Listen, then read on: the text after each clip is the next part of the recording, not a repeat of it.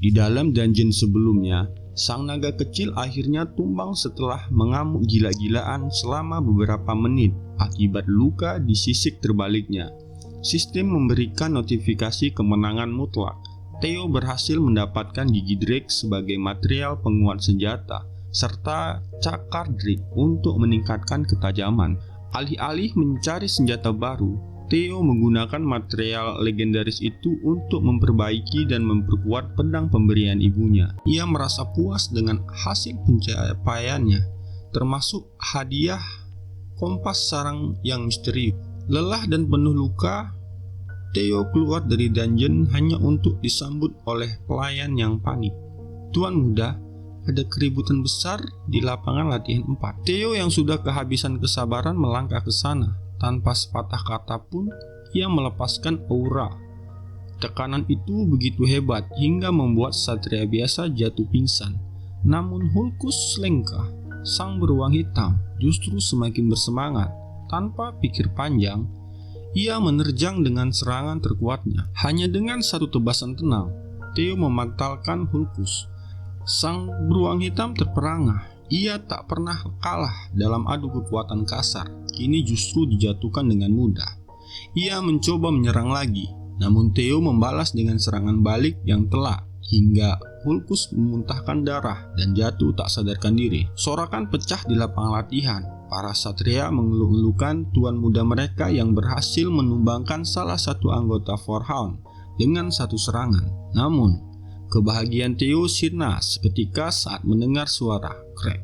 Pedang pemberian ibunya hancur berkeping-keping. Para ksatria justru semakin kagum, mengira kekuatan Theo begitu dahsyat hingga pedangnya sendiri tak mampu menahannya. Di sudut lapangan, Ray tertegun melihat Theo mengingatkannya pada masa kecil saat ia hanyalah anak kecil terlantar yang kedinginan di tengah salju. Saat itu, Theo lah yang memakaikan sal padanya dan membawanya pulang hingga badai reda.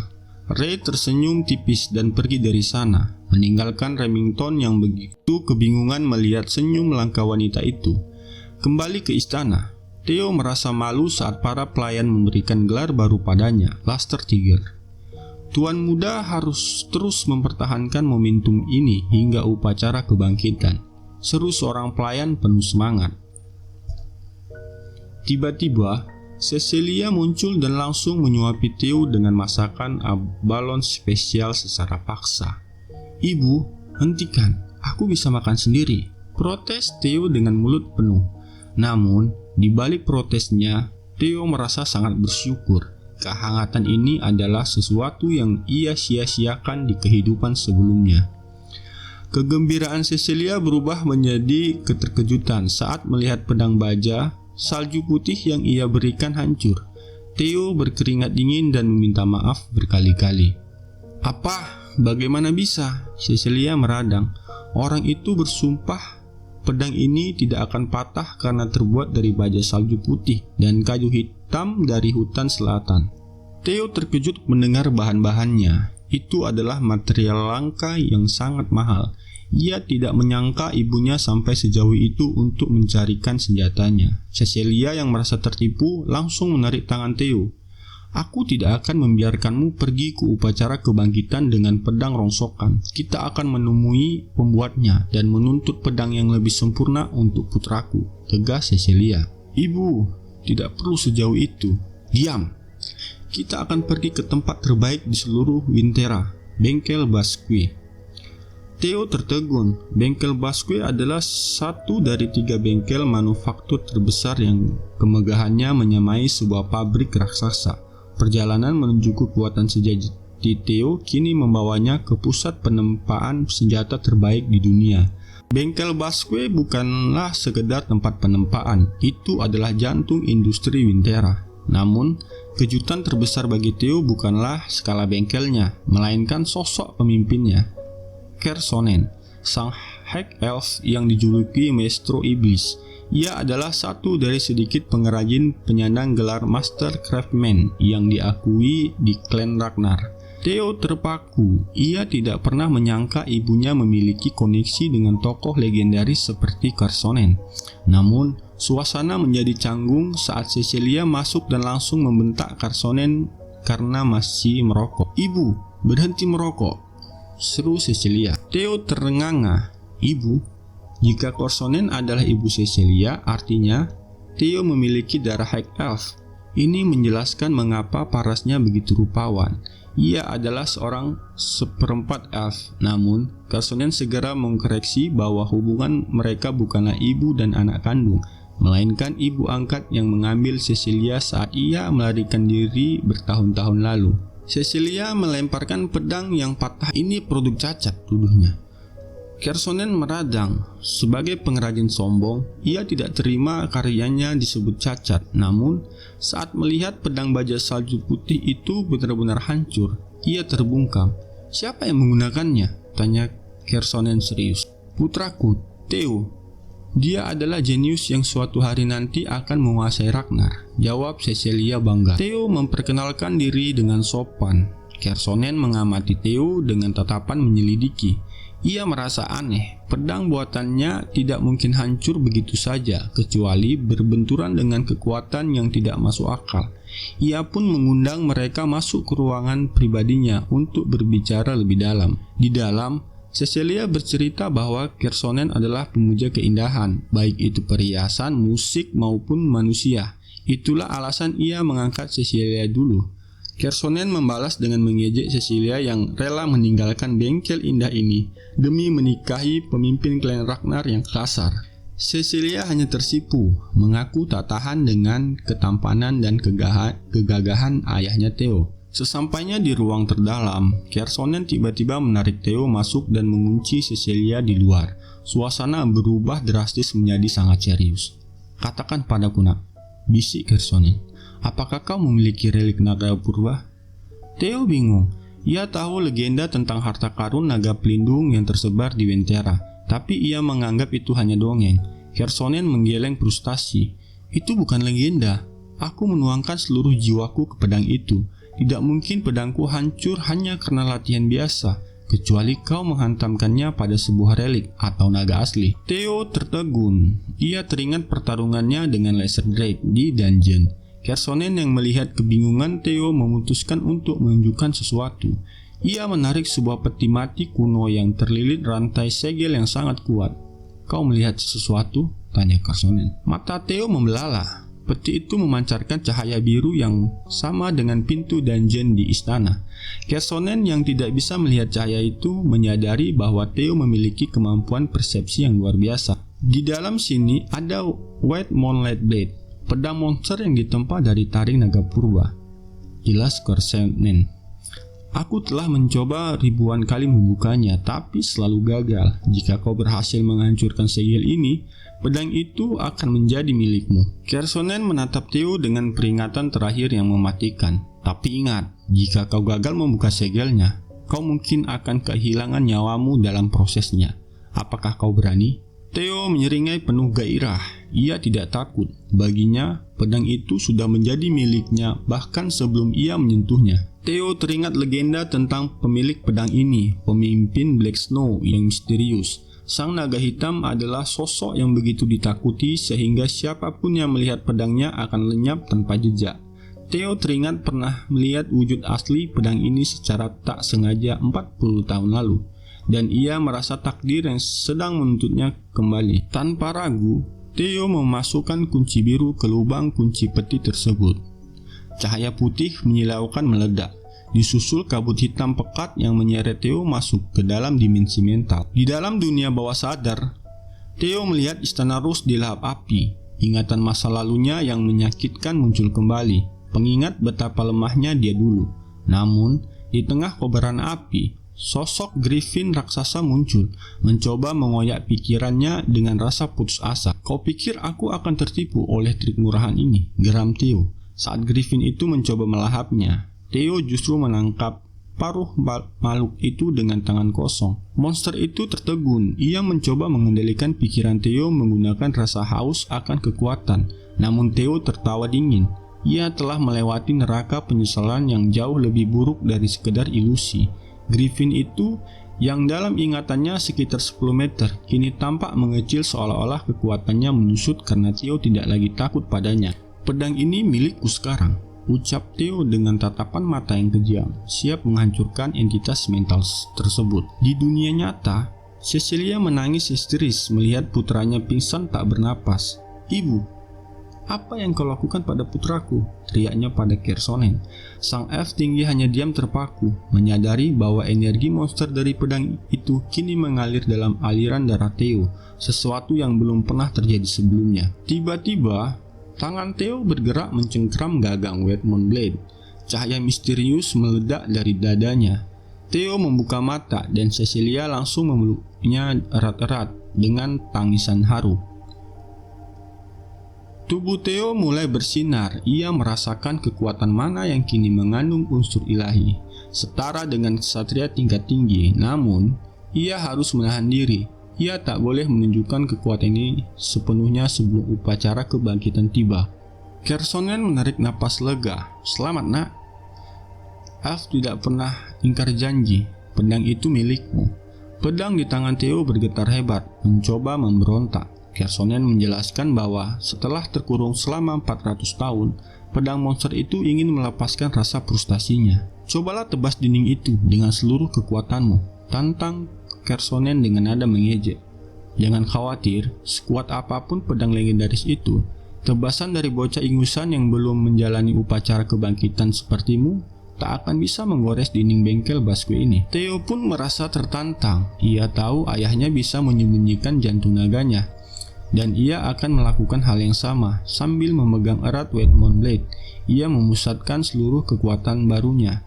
Ini adalah kesempatan sempurna untuk menguji senjata naga purba. Theo melangkah menuju dinding uji dengan tatapan dingin. Ia menarik napas dalam, memusatkan seluruh magic powernya, dan menghunuskan Wetmon Blade.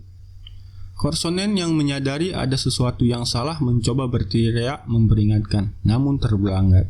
Single flash. Satu tebasan horizontal dilepaskan. Boom. Dinding setebal 3 meter yang seharusnya mustahil ditembus itu terbelah menjadi dua layaknya kertas. Kersonen jatuh terduduk, matanya berkaca-kaca melihat bengkel legendarisnya hancur berantakan.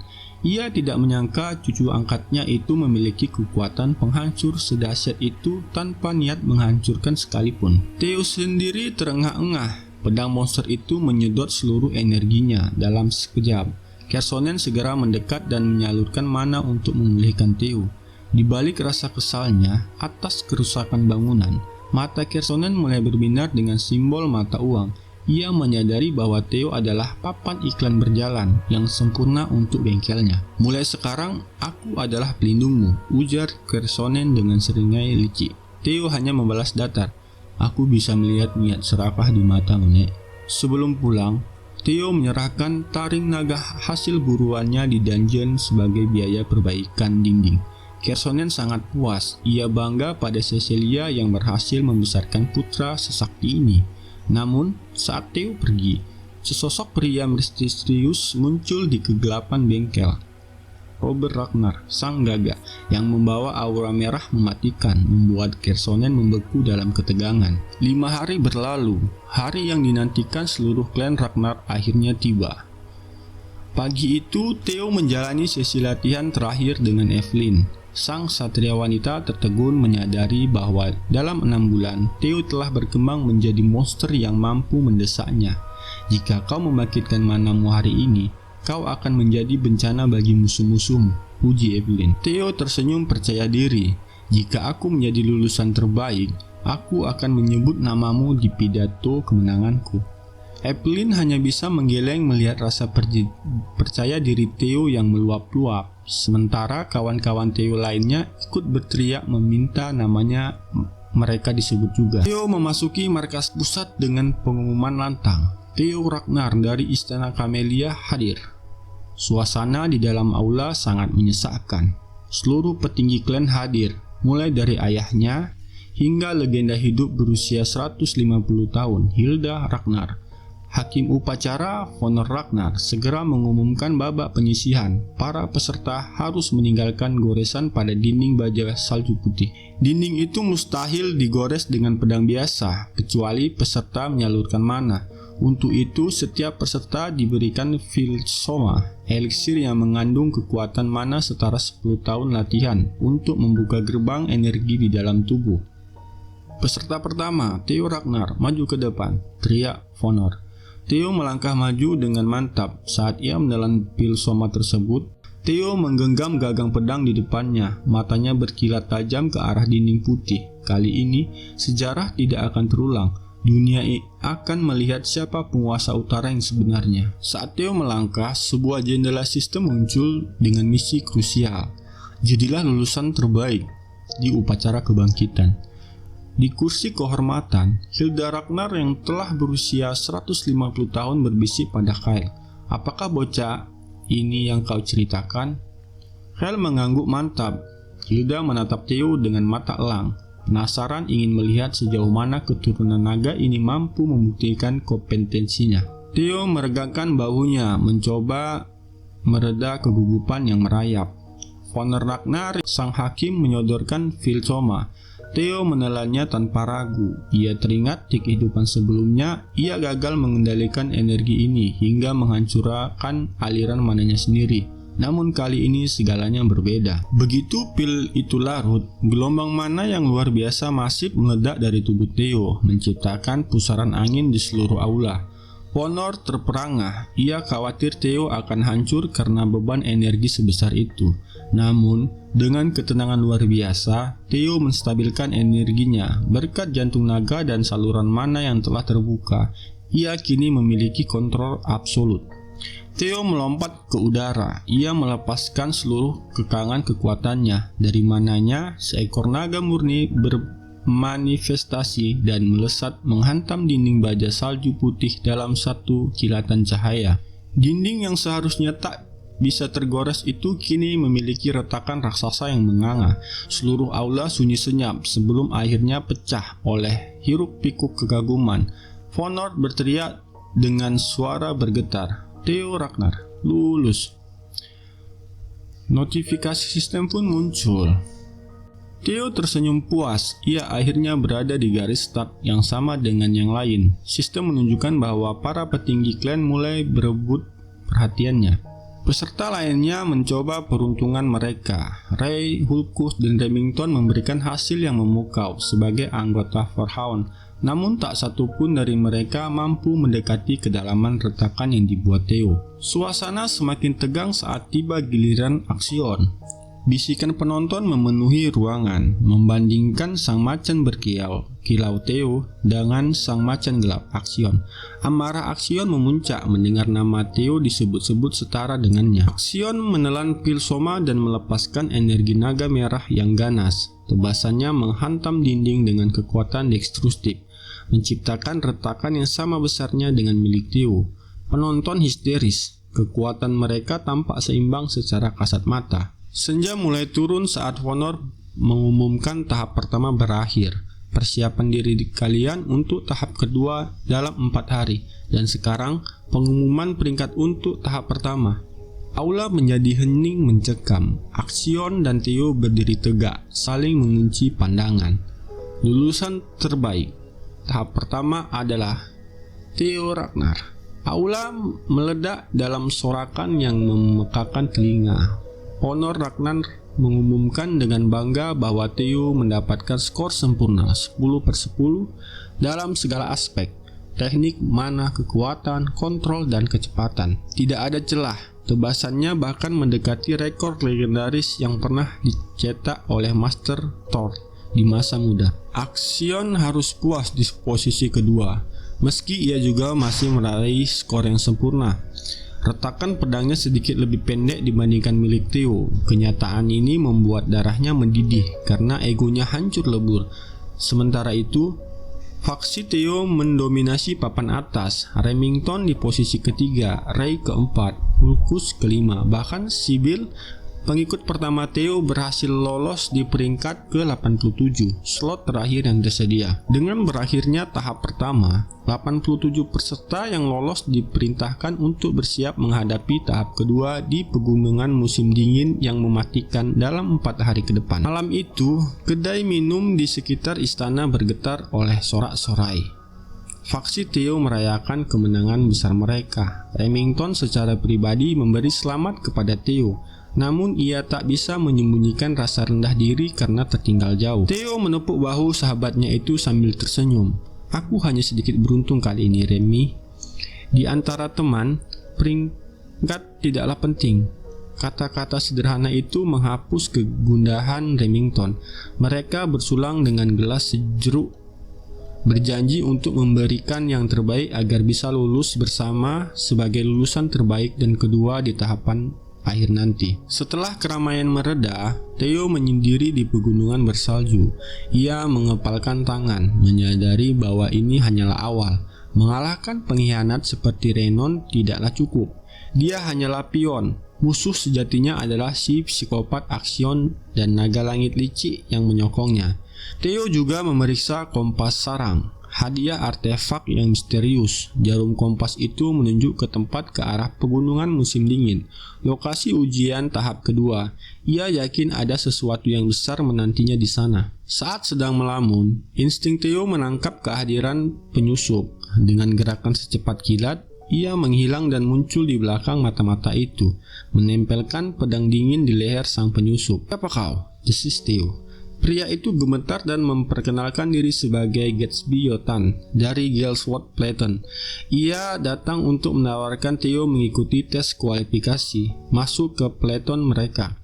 Theo merasa terhina. Platon tersebut hanya menawarinya tes, bukan undangan langsung. Platon Gale benar-benar sekumpulan orang bodoh. Suara wanita yang lantang memotong pembicaraan. Muncul sesosok wanita dengan pedang raksasa di punggungnya. Dia adalah Ian Sauli, yang dikenal sebagai Fire Goblin, wakil komandan dari Black Iron Cavalry. Ia memberikan tawaran yang jauh lebih menggiurkan, undangan langsung untuk bergabung. Melihat kehadiran Fire Goblin, mata-mata dari berbagai faksi lain, mulai dari Blacksword Platon hingga Biro Keamanan, langsung keluar dari persembunyian mereka. Mereka berebut melemparkan janji-janji manis, jabatan komandan renggu dalam 3 tahun, fasilitas mewah, hingga kenaikan pangkat cepat. Theo hanya menonton dari pinggir lapangan saat para elit militer itu mulai saling mencaci dan bertengkar demi memperebutkan dirinya. Kelopak bunga plum berwarna merah muda perlahan mengisi udara, menari-nari ditiup angin yang membawa aura yang begitu menekan. Suara feminin yang menggoda namun berwibawa seketika membungkam suara orang. Lady Osa Ragnar Pluis, istri pertama kepala klan sekaligus sang naga pedang dari istana Plum Blossom, telah turun tangan dalam perang pencarian bakat ini. Kehadirannya membuat para pengintai dari faksi lain gemetar. Ian Sauli adalah satu-satunya yang berani bertanya apa urusan wanita setingkat Lady Osa di tempat terpencil ini. Dengan tenang, Lady Osa menjawab bahwa ia datang untuk satu tujuan yang sama, menemui Theo Ragnar secara pribadi.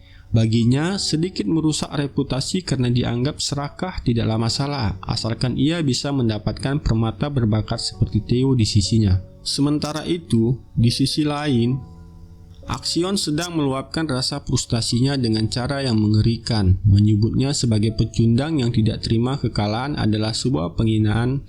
Aksion adalah monster yang haus darah. Ia membantai bawahannya sendiri di lapangan latihan, memperlakukan satria muda yang malang itu seperti boneka latihan.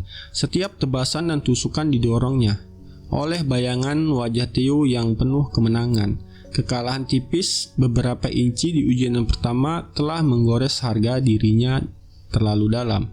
Aksion tidak lagi menggunakan pedang. Ia mulai mencabik-cabik lawannya dengan tangan kosong dalam kegilaan yang brutal. Amukannya baru berhenti saat Ed Tropen muncul. Ed dengan mudah menangkap ujung pedang yang dilemparkan Aksion ke arah kepalanya. "Cukup, Aksion. Membantai sampah-sampah ini tidak akan mengubah hasil ujian," tegur Ed dingin. Ia menasihati keponakannya untuk mendinginkan kepala karena mereka telah menyusun rencana licik. Tahap kedua upacara kebangkitan akan menjadi upacara pemakaman bagi Theo. Kembali di hutan bersalju, para pengintar mundur dengan penuh hormat saat Leviosa mendekat.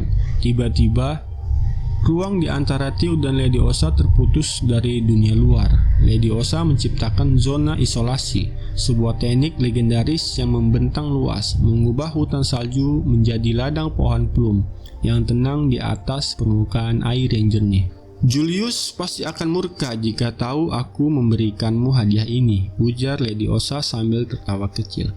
Ia perlahan menghunus pedangnya.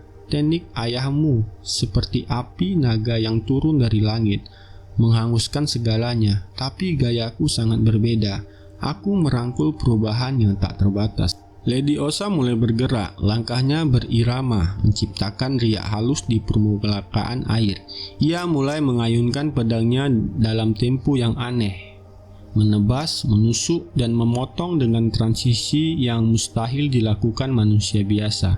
Ribuan kelopak bunga plum bermanifestasi jadi mananya, menari mengikuti setiap jengkal bilah pedangnya. Seluruh rangkaian gerakan indah itu dilakukan hanya dalam satu hela napas. Itulah Celestial Flower Rain, teknik mekar penuh pertama dari aliran Plum Blossom. Theo berdiri terpaku, jantungnya berdegup kencang karena kagum. Dalam satu gerakan berkelanjutan tadi, ia menghitung ada 120 variasi serangan dan lingkaran. Ia membuktikan rumor yang beredar, jika hanya bicara soal kemurnian teknik pedang, Leviosa berada di atas kepala klan sekalipun. Theo baru saja menyaksikan sebuah mahakarya bela diri yang akan mengubah pemahamannya tentang pedang selamanya. Theo tertegun. Ia menyadari bahwa jika ia mampu menyerap secercah saja esensi teknik Leviosa ke dalam single flashnya, kekuatannya akan berevolusi ke tingkat yang tak terbayangkan. Dengan penuh rasa hormat, ia bertanya apakah dirinya layak menerima anugerah sebesar itu. Leviosa hanya tertawa renyah. Selama kau menikmati pertunjukannya, itu sudah lebih dari cukup. Perlahan zona isolasi mulai memudar. Ladang bunga plum yang tertram sirna, berganti menjadi hutan bersalju yang menggigit tulang. Sebelum benar-benar pergi, Leviosa memberikan tawaran terbuka. Theo boleh menemuinya kapanpun setelah upacara kebangkitan, jika ingin mendalami teknik selanjutnya. Deklarasi terang-terangan ini menyentak para pengintai yang bersembunyi di kegelapan. Tubuh Leviosa kemudian luruh menjadi ribuan kelopak bunga plum yang tertiup angin, meninggalkan Theo dalam kemelut antara rasa syukur dan ambisi yang membara. 3 hari berselang, babak kedua pun dimulai. 87 kandidat berkumpul di kaki pegunungan musim dingin, wilayah berbahaya yang menjadi benteng terakhir klan Ragnar dalam membendung ancaman Laut Iblis selama ribuan tahun. Jeki Ragnar, sang pengawas ujian sekaligus satria tingkat tinggi, memperingatkan bahwa pegunungan ini adalah medan perang sejati. Aturan mainannya brutal namun sederhana. Dalam 15 hari, kumpulkan lonceng yang tersemat pada leher monster iblis. Terdapat 7 warna lonceng: merah, oranye, kuning, hijau, biru, nila, dan ungu. Semakin mendekati warna ungu, semakin kuat monsternya dan semakin tinggi nilai poinnya. Mencuri hasil buruan atau merampas lonceng dari peserta lain bukan hanya diizinkan, melainkan sangat dianjurkan. Inilah manifestasi murni dari filosofi hukum rimba klan Ragnar. Di dalam pegunungan, hanya totem pengusir monster yang berfungsi sebagai zona aman sekaligus tempat penyimpanan suplai. Sesaat setelah tanda mulai menggema, para peserta berpencar. Sibyl bergerak taktis mengamankan suplai, sementara Hulkus tertawa penuh nafsu karena berada di elemen tempurnya. Di sisi lain, Axion melesat secepat kilat, didorong oleh dendam yang membara di bawah rencana licik pamannya, Ed Tropen. Ia tidak menyadari bahwa sosok misterius Ray Ragnar membutuninya dari balik bayang-bayang. Saat Theo hendak melangkah, Remington menghentikannya. Sang singa perak itu menatap Theo dengan kejujuran mutlak, menyatakan bahwa ia kini menganggap Theo sebagai sahabat sekaligus rival yang harus ia lampaui. Theo tersenyum lebar, merasakan penghormatan yang sama. Setelah bersalaman dan berjanji untuk saling mengungguli, Remy meledak dalam kecepatan tinggi menuju pedalaman gunung. Ada sensasi luar biasa dalam benak Theo saat mengetahui Ksatria Excalibur Remington menjadikannya sebagai target. Namun, ia segera menepis emosi itu dan fokus pada misi utamanya. Theo mengeluarkan kompas sarang dari inventorisnya. Jarum kompas itu berputar liar sebelum akhirnya menuju ke arah pinggiran pegunungan yang paling berbahaya. Sesampainya di lokasi, Theo sempat ragu. Jarum kompas menunjuk tegak lurus ke arah tanah yang tampak biasa saja. Ia hampir merasa konyol karena tidak membawa scope. Menggunakan wet moonlight blade untuk menggali tanah tentu saja sebuah penghinaan bagi pedang tersebut. Namun, instingnya tiba-tiba berteriak akan adanya bahaya. Tanpa membuang waktu, Theo menghunus pedangnya melakukan tebasan melingkar yang dahsyat. Pohon-pohon tumbang dan tanah hancur seketika. "Keluar kalian," gertaknya dengan niat membunuh yang pekat. 3 pria muncul dari balik pepohonan dengan wajah terkejut. Theo mengenali mereka, 3 bajingan Gunung Fog. Dalam lini masa sebelumnya, mereka adalah parasit kejam yang membantai 761 warga desa Fug demi kesenangan. Theo tidak akan pernah lupa bagaimana mereka menghancurkan kepala korbannya hingga tak dikenali. "Apakah Axion yang mengirim kalian?" tanya Theo dingin. Pemimpin mereka tertawa meremehkan. "Anak kecil seperti Axion tidak bisa memerintah kami. Kami bekerja untuk seseorang yang jauh lebih tinggi." Theo segera menyadari bahwa kepala konselor telah menyuap pengawas ujian untuk melancarkan pembunuhan ini. Tanpa memberi ruang untuk bicara, Theo melesat dengan aura naga kuno yang menyelimuti pedangnya. Ia mengeksekusi teknik barunya, Triple Dragon Claw, hasil rekonstruksi dari teknik Leviosa yang dipadukan dengan single flash. 3 tebasan melingkar dilepaskan secara beruntunan. Bajingan itu pun tewas seketika. Tubuh mereka hancur, namun Theo sengaja membiarkan kepala mereka tetap utuh. Sebuah ironi atas cara mereka membunuh korbannya. Theo memberikan penghakiman atas kejahatan yang bahkan belum sempat mereka lakukan di masa ini. Theo membuang kepala-kepala beku itu ke bawah tebing. Namun, bukannya jatuh ke dasar jurang, kepala-kepala itu mendarat dengan bunyi tut yang hanya berapa meter di bawah bibir tebing. Setelah diperiksa, ternyata ada sebuah tangga tak terlihat yang melingkar menuruni tebing. Quest tersembunyi pun muncul. Theo melompat turun dengan semangat meluap, tanpa menyadari seekor burung aneh terus mengawasinya dari kejauhan. Di pusat komando istana, papan peringkat menunjukkan dominasi mutlak Axion dengan 41 lonceng, diikuti oleh Ray Ragnar. Namun, nama Theo Ragnar berada di urutan paling buncit dengan skor 0. Kepala konselor menghina Theo sebagai anak haram yang pengecut, yakin bahwa pembunuhnya telah menyelesaikan tugas. Namun ketegangan terjadi antara sang konselor dan Ed Tropen. Ed curiga konselor bergerak tanpa izin karena ia sendiri sangat terobsesi pada Theo yang diduga menyimpan rahasia relik naga purba. Sementara itu, Lady Plumblossom yang mencium adanya konspirasi berniat turun tangan, namun dicegah oleh Julius. Julius percaya sepenuhnya bahwa Theo tidak akan tumbang oleh tantangan serendah ini. Di dalam gua, Theo disambut kawanan kerangka yang menyerang mentalnya. Namun berkat ketajaman mental dari ujian pedang sebelumnya, ia melewatinya dengan mudah menggunakan kemampuan Divinity. Theo mencapai sebuah gerbang raksasa. Ia teringat dalam ingatannya bahwa 3 tahun lagi, kelompok Black Snow akan menemukan tempat ini dan membunuh seekor bayi naga. Namun, saat ia melangkah masuk, pemandangan di depannya jauh lebih megah. Bukan sekedar sarang kecil, melainkan gunung emas, permata, dan senjata legendaris. Dan di tengahnya, tertidur seekor naga raksasa yang luar biasa besar. Mata sang naga terbuka. Theo terkunci dalam tatapan makhluk purba tersebut. Namun naga itu tidak menyerang. "Seorang pemilih. Sudah lama sekali sejak terakhir kali ada yang datang ke sini," ucap naga itu dengan suara yang menggetarkan gua. Makhluk itu memperkenalkan diri sebagai Rodbrok, naga penjaga pegunungan musim dingin. Theo segera berlutut memberikan penghormatan tertinggi. "Hormat saya, leluhur agung," ucapnya. Roadblock mendengus remeh mendengar istilah leluhur. Ia menjelaskan bahwa hubungannya dengan Sigurd hanyalah kontrak saling menghormati, bukan hubungan biologis. Manusia tidak bisa kawin dengan naga, tegasnya.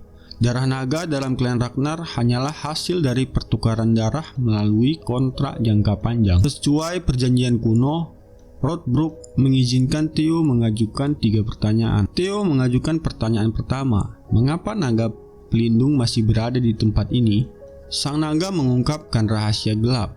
Di ujung dunia, terdapat entitas bernama Nameless Monarchs yang tubuhnya menutupi lautan. Naga itu tetap di sana sebagai penjaga garis depan demi melindungi dunia. Pertanyaan kedua Theo adalah mengenai relik naga purba. Rodbrok menjelaskan ada 3 relik utama yang berasal dari pecahan jiwa naga purba untuk melawan sang raja. Yang pertama, dungeon di istana Camellia. Yang kedua, Wedmont-like Blade. Yang ketiga, relik naga purba Piper. Rodbrok mengakui bahwa Theo sangat beruntung karena telah bersinggungan dengan 2 dari 3 relik besar tersebut. Penjelasan Rodbrok memicu badai pemikiran di otak Theo, sebuah kebenaran yang menggetarkan jiwa. Dirinya sendiri adalah relik tersebut. Fenomena regresi kembali ke masa lalu setelah hidup selama 2 dekade dan berdiri di ambang maut bukanlah sebuah kebetulan mistis. Ia adalah manifestasi murni dari pecahan jiwa naga purba Piper. Namun, sebuah anomali mengganjal benaknya. Setiap relik biasanya memiliki naga penjaga, sementara dalam perjalanannya kembali ke masa lalu, Theo merasa benar-benar sendirian. Theo menatap tajam mata naga itu dan melontarkan pertanyaan terakhir. Mengapa aku yang dipilih? Mengapa takdir mempercayakan orang yang dianggap tidak berbakat sepertiku untuk melawan Nameless Monarchs? Rodbrok menjawab dengan pertanyaan yang meruntuhkan logika Theo. Mengapa kau berpikir hanya kau satu-satunya yang terpilih? Jawaban itu membuka cakrawala baru yang mengerikan. Theo menyadari bahwa ia mungkin bukan satu-satunya pembalik waktu. Tokoh-tokoh besar seperti Etropen, Kersonen, atau bahkan naga hitam mungkin memegang pecahan jiwa Piper yang lain. Apakah mereka juga melihat sistem yang sama? Apakah mereka juga membawa ingatan dari masa depan? Dunia yang ia kira sudah ia pahami kini menjadi teka-teki yang jauh lebih rumit dan berbahaya. Misi Theo berakhir. Rodbrok dengan bangga memamerkan tumpukan harta karun yang mampu membuat kerajaan manapun bertekuk lutut. Permata abadi, senjata legendaris, eliksir dewa, hingga buku keterampilan yang punah. Pilihlah dengan bijak, manusia. Apapun di sarang ini akan menjadi milikmu, tantang Rodbrok. Theo menyeringai tipis, matanya sama sekali tidak melirik gunung emas itu. Dengan suara lantang yang mengguncang dinding gua, Theo mendeklarasikan pilihannya. Aku menginginkanmu, Rodbrok, jadilah milikku. Keheningan mencekam menyelimuti ruangan. Rodbrok menganggap itu sebagai penghinaan, merasa diremehkan. Sang naga purba melepaskan aura Dragon Fear yang meluap-luap. Tanah berguncang hebat dan tekanan udara yang begitu berat membuat darah merembes keluar dari pori-pori wajah Theo. Theo membalas dengan laser drake Fear miliknya. Meski kekuatannya bak lilin di tengah badai, ia berdiri tegak dengan tekad baja. Kau bilang aku boleh memiliki harta apapun, teriak Theo di tengah tekanan aura yang mematikan. Dan tidak ada aturan yang melarangku memilihmu sebagai harta tersebut. Theo sedang berjudi dengan nyawanya. Memiliki Rodbrok sebagai mitra berarti mendapatkan legitimasi mutlak sebagai satria Ragnar sejati. Demi menghentikan kiamat di masa depan, ia bersedia mati demi kesempatan ini. Melihat bayang-bayang keberanian sang leluhur Sigurd terpantul dalam diri Theo, Rodbrok tiba-tiba menghentikan tekanannya. Secara mengejutkan, sang naga tertawa terbahak-bahak dan menerima tawaran gila itu. Dalam sekejap, tubuh raksasa itu menyusut, bertransformasi menjadi sosok wanita anggun dengan mata emas yang tajam. Theo terpaku sejenak oleh kecantikannya, namun Rodbrok mendengus dingin. Jangan pikirkan macam-macam, usiaku sudah lebih dari 2 milenium. Pandangan Theo kemudian tertuju pada dada Rodbrok. Bukan karena kurang ajar, melainkan karena ia melihat lubang besar yang menganga di sana. bekas luka mengerikan dari pertempuran 50 tahun silam. Rodbrok tertegun dan akhirnya mengungkapkan rahasia pahit. Ia telah kehilangan jantung naganya. Selama ini ia hanya menunggu ajal menjemput di kesunyian gua. Penemuan ini mengubah segalanya. Kemitraan antara pemuda pembawa relik waktu dan naga legendaris yang kehilangan jantungnya kini menjadi kunci utama dalam perjuangan melawan Nameless Monarchs. Rodbrok memberikan fakta pahit. Hidupnya hanya tersisa 3 tahun. Ia terikat pada sarangnya dan tidak bisa membantu Theo secara langsung di medan perang. Setelah tahu, aku hanyalah rongsokan yang sekarat. Apakah kau masih tetap pada pilihan konyolmu? Theo tersenyum menatap. Pilihanku tidak pernah berubah. Seketika notifikasi sistem meledak di depan matanya. Anda mendapatkan gelar pasangan jiwa naga pelindung dan keturunan sejati sang leluhur. Theo bersumpah akan menjadi lebih kuat dan mengumpulkan seluruh relik naga purba Fatnir. Ia yakin di antara relik-relik itu pasti ada kekuatan yang mampu memulihkan jantung Rodbrok. Sebagai tanda kerjasama, Rodbrok menyerahkan Grimoire Aeon, buku kuno berisi prinsip sihir dari fajar alam semesta. Untuk menyatukan jiwa kita, kau harus membuka gerbang pikiran. Manusia biasanya butuh waktu sebulan untuk itu, jelas Rodbrok. Theo terhenyak. Ujian tahap kedua hanya tersisa kurang dari 15 hari. Itu artinya ia memiliki waktu kurang dari 2 minggu. Namun, Rodbrok tidak memberi pilihan.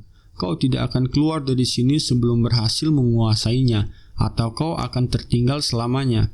Theo kini terjepit. Ia memiliki sisa 300 jam untuk menguasai sihir purba atau didiskualifikasi dari ujian klan. Sementara itu, di permukaan, Etropen telah menyiapkan rencana iblis menggunakan kelereng pemanggil Fin, benda yang mampu memicu kemunculan monster seketika. Strategi mereka bukan hanya membunuh Theo, melainkan menjadikannya umpan. Ed memperingatkan Axion agar tidak meremehkan Theo. Gunakan rasa kasih sayangnya sebagai kelemahan, saran Ed. Mereka berencana menyandra rekan-rekan Theo untuk memaksanya menyerahkan rahasia relik Istana Rose. Waktu terus bergulir. Kini hanya tersisa 12 jam sebelum tahap kedua berakhir. Axion Ragnar, sang macan kegelapan, berdiri di tengah salju dengan amarah yang meluap. Theo telah menghilang tanpa jejak selama hampir seluruh durasi ujian. Meski Axion memimpin dengan 860 poin, kemenangan itu terasa hambar tanpa kepala Theo di tangannya. Felix mencoba memberikan analis, namun Axion justru menghinanya habis-habisan, mengingatkan Felix bahwa Lady Plum Blossom lebih tertarik pada Theo ketimbang dirinya. Dengan senyum sinis yang mengerikan, Axion membuat deklarasi berdarah. Jika Theo tidak mau keluar secara sukarela, aku akan menyeretnya keluar dengan genangan darah. Memanfaatkan pengaruhnya, Axion memulai perburuan manusia. Ia berencana membantai seluruh anggota tempat latihan keempat satu persatu hingga Theo menampakkan diri. Tanpa mereka sadari, Ray Ragnar terus mengawasi rencana gila tersebut dari balik bayang-bayang, siap untuk bergerak. Di sudut lain pegunungan yang membeku, para ksatria dari tempat latihan keempat sempat merasakan secercah kebahagiaan. Mereka baru saja menumbangkan Frost Lizard dan mengamankan lonceng kuning. Di tengah napas yang memburu, mereka mengkhawatirkan Theo, bahkan telah menyiapkan perbekalan untuk pemimpin mereka itu, berharap ia akan kembali merebut puncak klasemen. Namun, kegembiraan itu berubah menjadi mimpi buruk dalam sekejap mata. Sebuah bilah pedang dingin menembus dada salah satu dari mereka. Orion Gardner muncul dari balik kabut, menghabisi Sibyl Drea tanpa keraguan sedikit pun. Kalian hanyalah umpan, desis Orion. Jauh di dalam perut bumi, Rodbrok menyaksikan sebuah keajaiban yang mustahil. Theo berhasil membuka gerbang pikiran dalam waktu kurang dari 2 minggu dengan memadukan ingatan masa depan, Mana Hall, dan Dragonheart. Theo mampu melahap prinsip sihir dari Grimoire Aeon dengan kecepatan yang melampaui nalar Nagasi sekalipun. Sebuah kemampuan baru pun bangkit, Hatling Synchron. Sihir psikokinesis ini memungkinkan Theo membaca memori atau jeritan dari benda mati. Cloudbrook sangat terkesan dan menyatakan bahwa Theo telah menguasai fondasi kemitraan mereka. Saat kekuatanmu mencapai puncaknya, kau akan mendengar suaraku secara langsung dan meminjam otoritas nagaku sepenuhnya, janji Brook sebelum kembali terlelap dalam hibernasi pemulihan. Theo pun melangkah keluar, siap menghadapi dunia. Theo berdiri di tengah badai salju, menatap kenyataan pahit, 0 poin dan hanya tersisa 12 jam. Bagi orang biasa, ini adalah vonis kegagalan. Namun, Theo berpikir dingin. Cara tercepat untuk memuncaki klasemen bukanlah dengan berburu monster, melainkan dengan memanen lonceng milik peserta lain, terutama milik Axion. Tiba-tiba, sesosok tubuh bersimbah darah muncul dari balik pepohonan. Itu adalah Ray Ragnar. Theo tersentak melihat luka tebasan yang mengerikan di tubuh ksatria itu. Sebelum kesadarannya hilang, Ray berbisik lirih, "Pergilah ke barat, selamatkan mereka." Melalui kemampuan barunya, Theo menyentuh pedang Ray. Seketika, memori dari bilah itu mengalir deras ke otaknya. Ia melihat bagaimana Ray mencoba melindungi 9 rekan Theo dari siksaan Axion dan Orion. Ray terkapar karena menolak membiarkan kekejaman itu berlanjut. Kemarahan Theo meledak. Axion telah menjadikan teman-temannya sebagai sandera untuk menghancurkan kewarasannya. Ray yang tersadar sejenak menatap Theo dengan ngeri. Pemuda itu kini tampak seperti dewa kematian. Api amarah di mata Theo menyala begitu pekat. Ia menyadari bahwa musuh-musuhnya di masa lalu tetaplah pengecut yang sama. Namun kali ini, Theo memiliki kuasa untuk membalas mereka 1000 kali lipat. Ray memohon agar Theo tidak pergi, memperingatkan bahwa Biro Intelijen pun telah disuap untuk menjebaknya. Namun, Theo teringat masa lalunya yang kelam, saat ia hanya bisa meratapi abu dari orang-orang yang dicintainya karena ia terlalu lemah.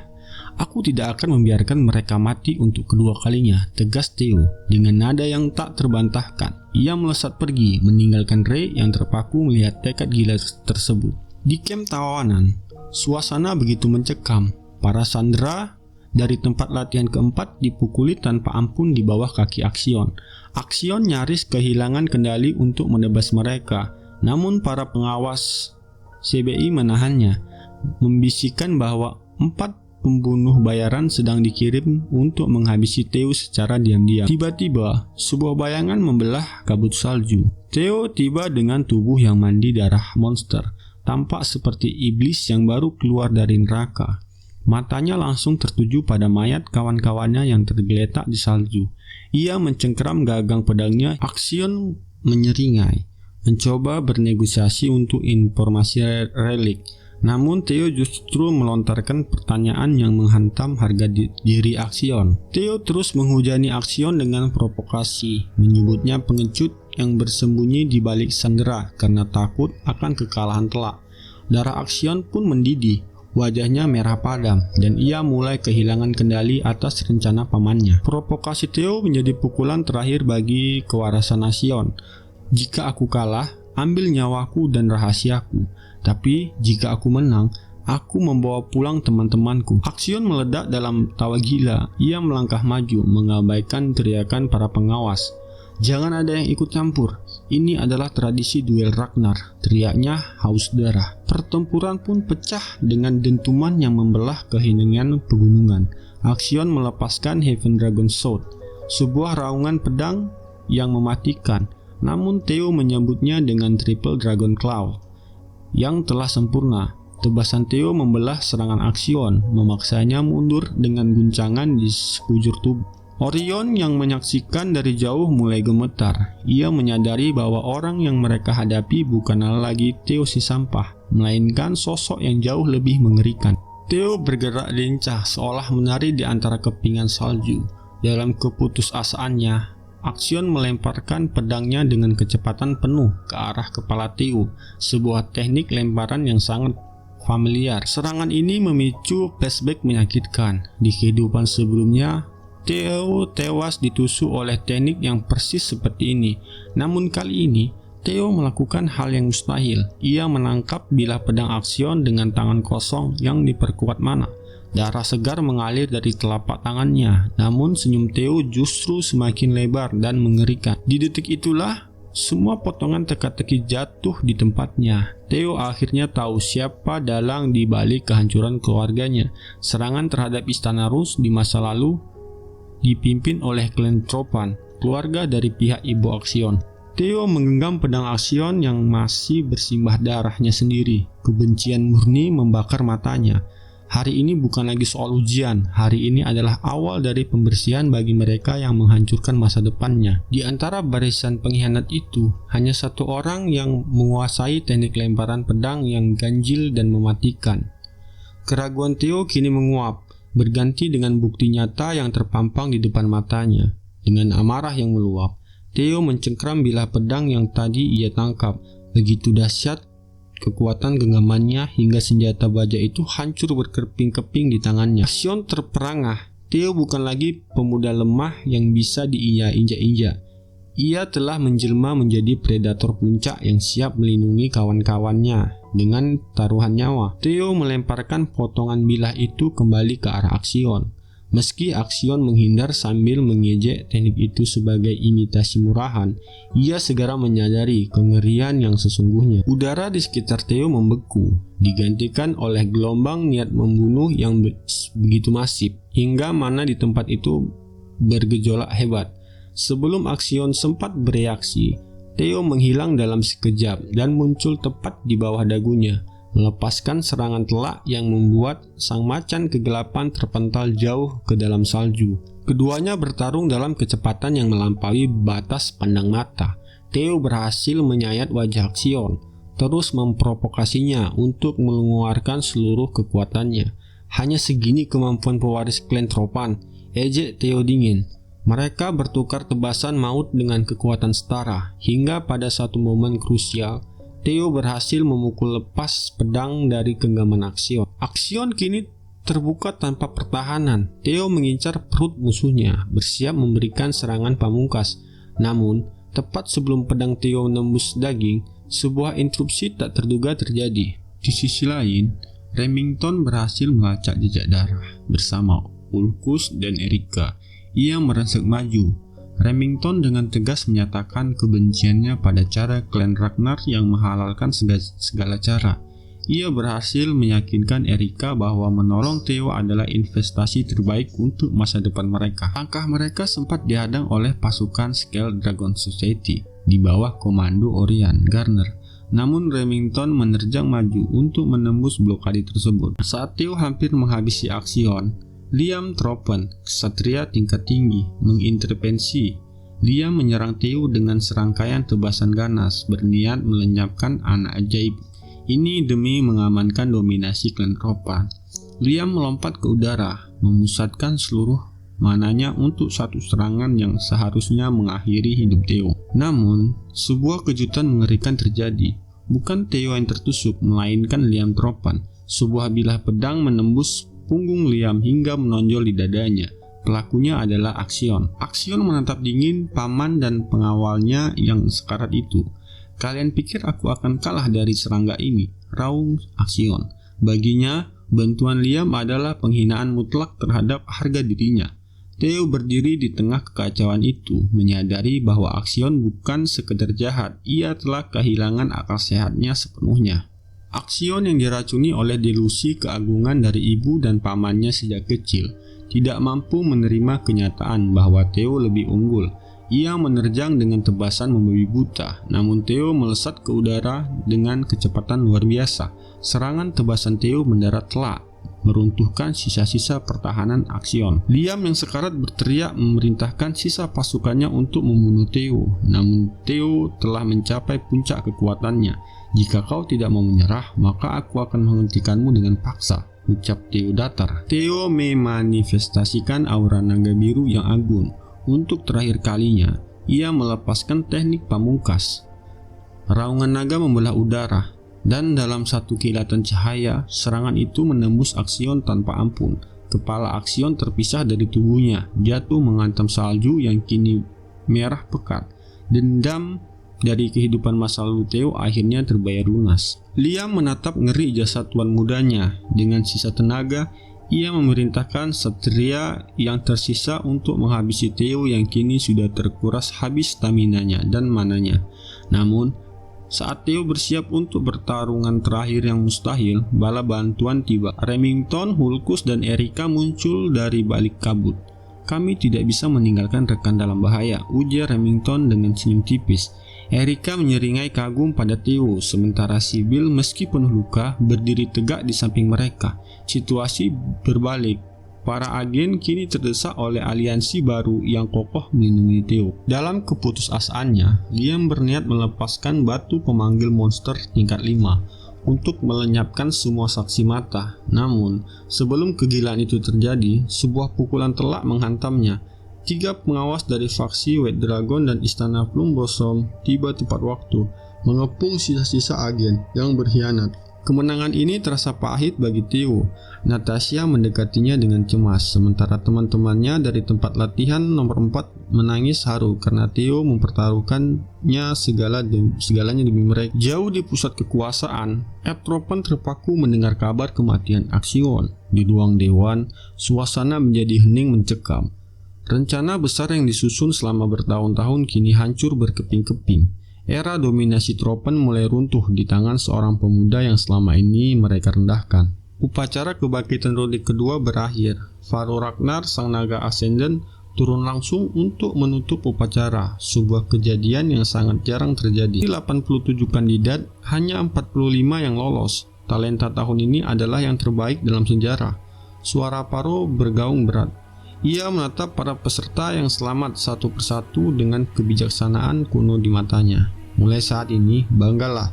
Kalian bukan lagi murid magang, melainkan telah dipromosikan menjadi inspektur pemula klan Ragnar." Di tengah atmosfer yang masih berbau amis darah dan ketegangan, Faro Ragnar melangkah maju untuk memutus kesunyian. Pengumuman hasil akhir tahap kedua membuat seluruh area membeku. Pertama, Theo Ragnar dengan total 2121 poin. Gelombang syok menyapu para kandidat. Bagaimana mungkin seorang yang memulai dengan 0 poin bisa melesat melampaui angka 2000 dalam sekejap?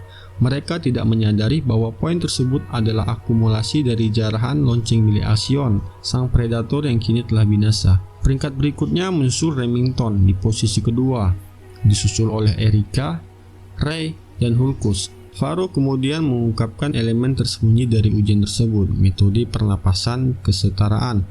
Rahasia ini hanya bisa dipahami oleh mereka yang mampu menguraikan simbol kuno pada lonceng iblis. Berkat kemampuan Hatling Synchronize, Theo tidak lagi melihat simbol itu sebagai coretan mati. Ia mampu mendengar suara sejarah yang tersimpan di dalamnya, membiarkan aliran energi kuno meresap ke dalam kesadarannya. Theo tersenyum tipis. Ia menyadari adanya butterfly effect. Di masa lalu, Remington dan Ray gagal menguasai metode ini. Namun kehadirannya kali ini telah membelokkan takdir. Mereka menuju jalur yang lebih kuat. Untuk menguji pemahaman mereka, Faro meminta demonstrasi nyata. Theo melangkah maju. "Beri aku kekuatan, ekspresikan, kendalikan, perluas," gumamnya saat sistem di matanya berpijar. Ketika bumi bergetar, Theo menyulut mananya ke dalam atribut petir, menciptakan ledakan kilat yang menyambar-nyambar membelah kegelapan malam. Ia telah mencapai tahap ekspresi mana, sebuah pencapaian fenomenal bagi usianya. Namun, ia tidak berhenti di situ. Theo merapal mantra tingkat tinggi, Thunder Dragon. Seekor naga petir raksasa bermanifestasi, menderu dahsyat ke arah Faro. Alih-alih menghindar, Faro tertawa bangga. "Jadi kau sudah mencapai tahap ekspansi, menarik." Faro membalas dengan spiral air raksasa, menciptakan benturan energi yang memukau semua mata yang menyaksikan. Setelah pameran kekuatan berakhir, Faro memulangkan kandidat yang tidak lolos. Namun bagi 4 besar, Theo, Remington, Erika, dan Ray, atmosfernya mendadak berubah menjadi mencekam. Energi gelap yang menyesakan meledak dari puncak gunung. Aura merah pekat menyebar, disertai getaran yang membuat nyali para satria muda menciut. Itu adalah Dragon Fear. Theo segera mengenali energi itu, energi milik Rodbrok. Sebuah pemikiran mengerikan terlintas. Mungkinkah sosok yang merenggut jantung Rodbrok adalah ayahnya sendiri, sang kepala klan? "Daki gunung ini dan temui kepala klan di bawah tekanan ini," perintah Faro. Erika berteriak frustasi karena tubuhnya terasa lumpuh oleh tekanan mental tersebut. Theo dengan tenang memberi instruksi, jangan gunakan otot.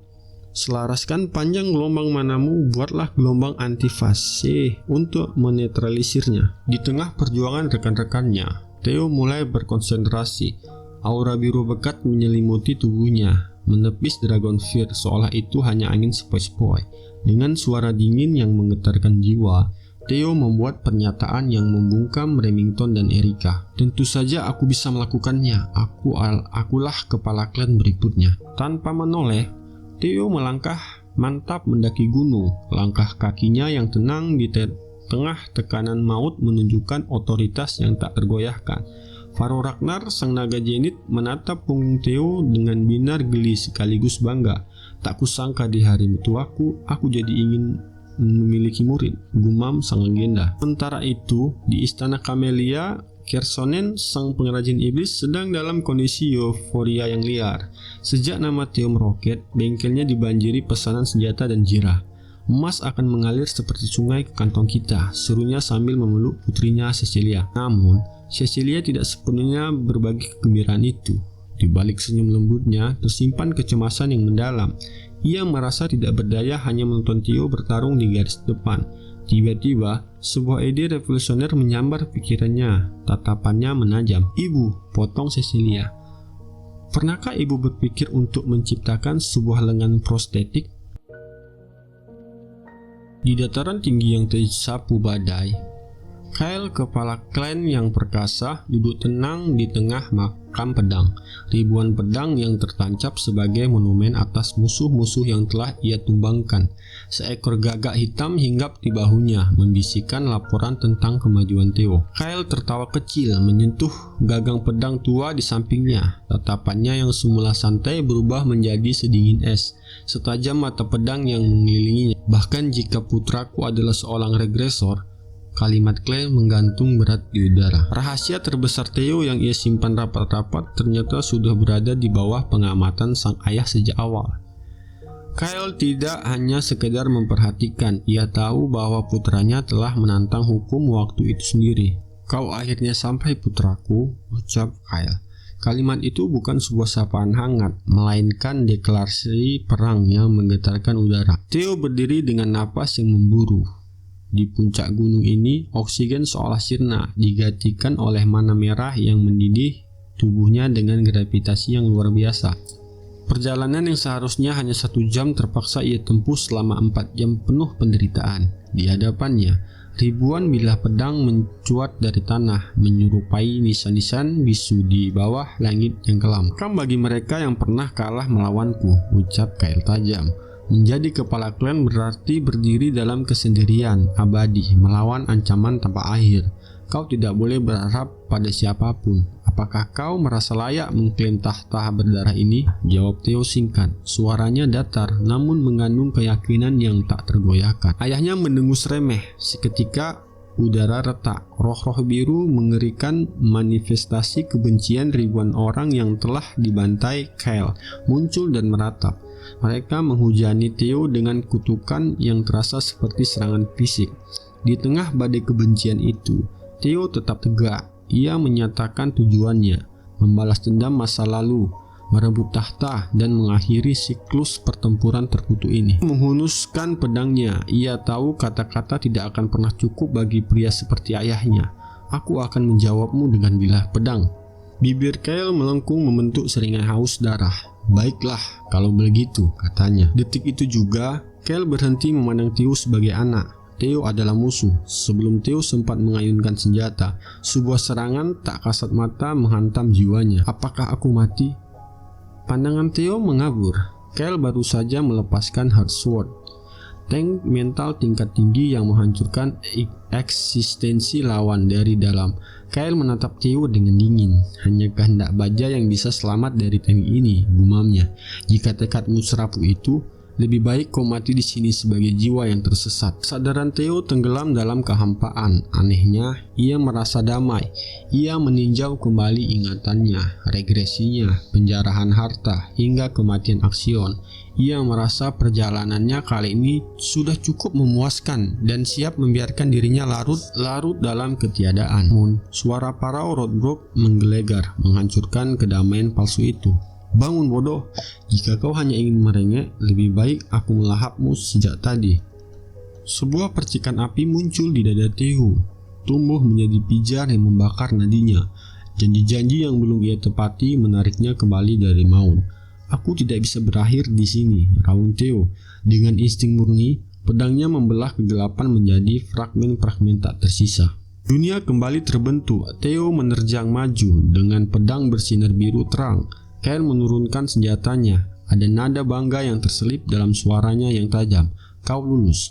Theo telah melampaui batas absolutnya dan tetap berdiri. Markas besar klan Ragnar bergetar oleh sorak-sorai. Aula agung dipenuhi oleh para petinggi, menciptakan tekanan atmosfer yang luar biasa di antara kerumunan. Ulkus tampak gelisah sementara Erika terus mengejek kegugupannya. Semua pahlawan berkumpul di sini, bisik Erika, menunjuk satu persatu 9 naga legendaris dan para komandan unit. Ulkus semakin gemetar, namun di balik ketakutannya tersimpan sumpah setia yang baru. Ia telah memutuskan untuk menjadi pedang bagi Theo Ragnar, terlepas dari apakah Theo mengizinkannya atau tidak. Fana Ragnar menghantamkan tongkatnya ke lantai.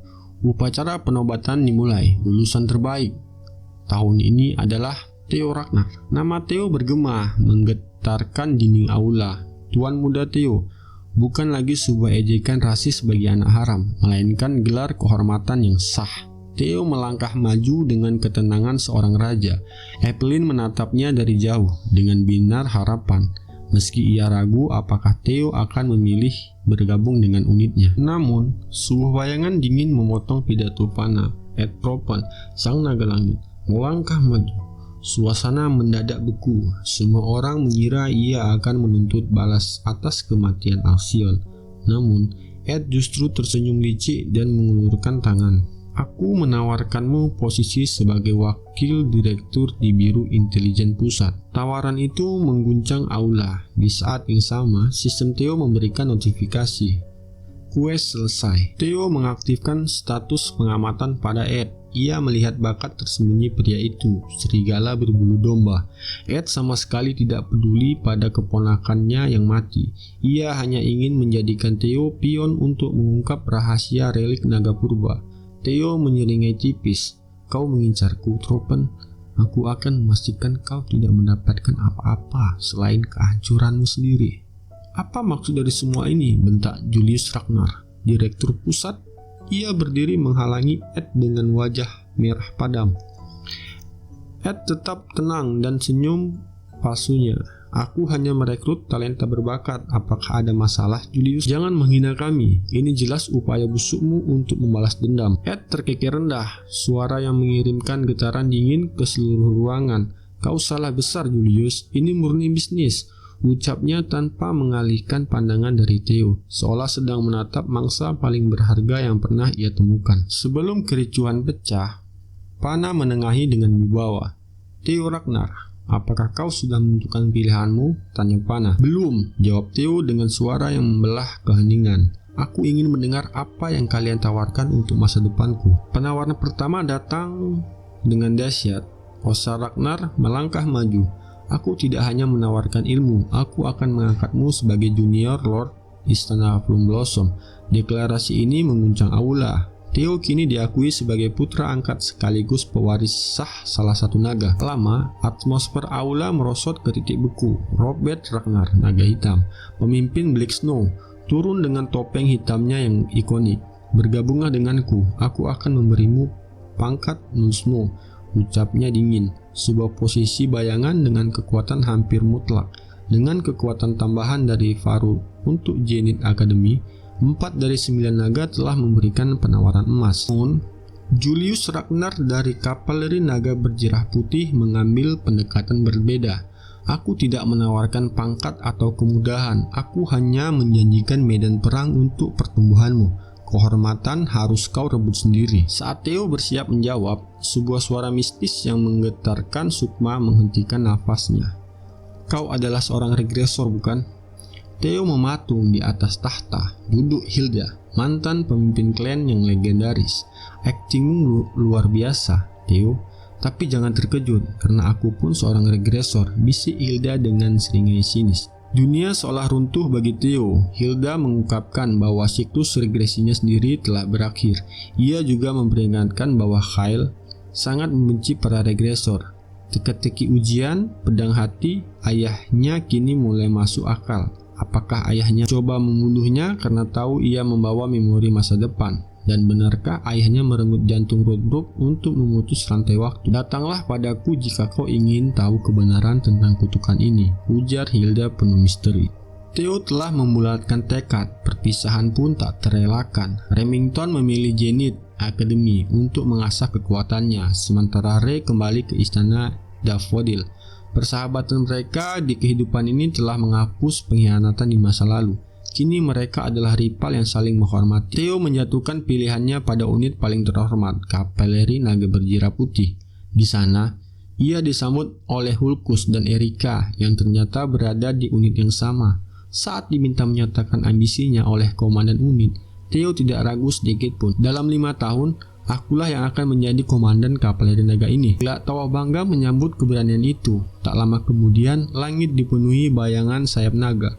Puluhan naga mendarat dengan guncangan dahsyat. Saatnya bagi para ksatria untuk mencari pasangan mereka. Di tengah keriuhan, Theo bertemu kembali dengan Evelyn. Sang satria wanita itu kini mengenakan lengan protesik yang berkilau, hasil karya Cecilia, dan kembali memimpin skuadnya dengan kepercayaan diri penuh. Evelyn bersumpah untuk menjadi pedang bagi Theo. Mereka terbang menuju sarang naga putih untuk proses pencarian pasangan. Evelyn memperkenalkan spesies wyvern yang agung. Namun, Theo mencari sesuatu yang lebih kuat. Sesuatu yang diingatnya dari masa depan sebagai Shadow Evil Dragon. Pandangannya terhenti pada seekor makhluk kecil yang dikucilkan dan dirundung oleh wyvern lain. Itu adalah seekor viper. Jelas Evelyn prihatin. Dia terlahir sebagai monster kelas 1 yang dianggap bencana alam, bukan wyvern murni. Dia dikucilkan sebagai anomali yang terkutuk. Mendengar itu, Theo merasakan resonansi yang dalam. Naga itu seperti dirinya di masa lalu. Adalah sosok yang dianggap sampah oleh dunia, namun memiliki potensi kehancuran di dalamnya. Dia akan menjadi pasanganku, ucap Theo dengan mata berkilat. Ia tidak mencari peliharaan yang patuh, melainkan kawan yang sama-sama bangkit dari kegelapan. Tanpa keraguan sedikit pun, Theo melompat bebas dari punggung naga Evelyn. Sebelum jeritan panik Evelyn sempat membelah udara, ledakan petir biru menyambar menerangi seluruh sarang naga putih. Theo melesat di udara, menantang hukum fisika dengan kecepatan yang mustahil bagi seorang satria magang. Dengan satu perintah batin, beberapa bilah pedang melayang dan berputar di sekelilingnya, memancarkan aura biru elektrik yang menyeramkan, seirama dengan binar tajam di matanya. Evelyn terpaku, hatinya dipenuhi kekaguman yang luar biasa. Bagaimana mungkin dia memiliki kontrol sihir seakurat itu tanpa melalui latihan bertahun-tahun? Bisiknya tak percaya. Theo mendarat dengan anggun di pusat sarang. Wyvern liar yang sebelumnya merundung si Piper kecil kini merangkak mundur. Gemetar merasakan otoritas mutlak yang terpancar dari tubuh Theo. Di hadapan makhluk yang terbuang itu, Theo mengulurkan tangannya, siap menjalin takdir dengan monster yang ditakdirkan menjadi legenda. Si Viper kecil yang kini dinamai Umrah menggeram rendah, terjepit antara insting liar dan ketakutan. Saat Umrah mencoba terbang menjauh karena panik, Theo berteriak dengan suara yang menembus jiwanya, "Aku akan menunggumu." Theo menolak saran Evelyn untuk berhati-hati. Ia tahu benar bahwa luka batin karena dikucilkan jauh lebih perih daripada luka fisik manapun. Ia harus meruntuhkan dinding pertahanan Umrah sekarang juga. Theo menyudutkan Umrah di lereng gunung yang sunyi. Saat Umrah mencoba mengusirnya dengan Drakefir, Theo justru membalasnya dengan kehangatan. Ia menyiramkan ramuan penyembuh ke tubuh Umrah yang penuh memar. "Sakitnya sudah berkurang kan?" tanya Theo lembut. Melalui Dragon Heart, Theo bisa merasakan badai emosi di dalam diri Umbra, amarah pada kawanannya, kesedihan yang mencekik, dan kesepian yang telah ia pikul seumur hidup. Untuk mengunci kesepakatan, Theo mengulurkan permata berkilau dari inventorinya. Seketika, mata Umbra berbinar, jauh di sana. Korsonen mendadak merinding, seolah tahu hartanya akan segera dirampok oleh cucunya sendiri. Umbra meraung keras, mengangguk mantap dalam menyerahkan diri yang penuh rasa hormat. Evelyn kembali membawa makanan untuk naga.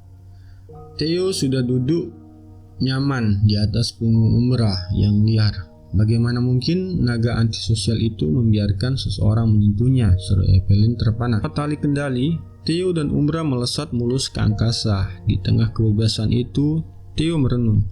Naga berhati murni ini, bagaimana bisa di masa depan ia berubah menjadi Evil Shadow Dragon yang haus darahnya segera terungkap saat Umbra membawanya ke sebuah air terjun tersembunyi, di mana cairan hitam pekat mulai mencemari aliran air jernih itu. Umbra membawa Theo menembus tirai air menuju gua kristal rahasia. Di sana, hamparan bunga ungu yang memikat namun mengerikan tumbuh subur. Ghost Spirit Flower. Sistem segera memberikan peringatan merah. Bunga ini adalah sumber energi iblis murni yang mematikan bagi naga normal.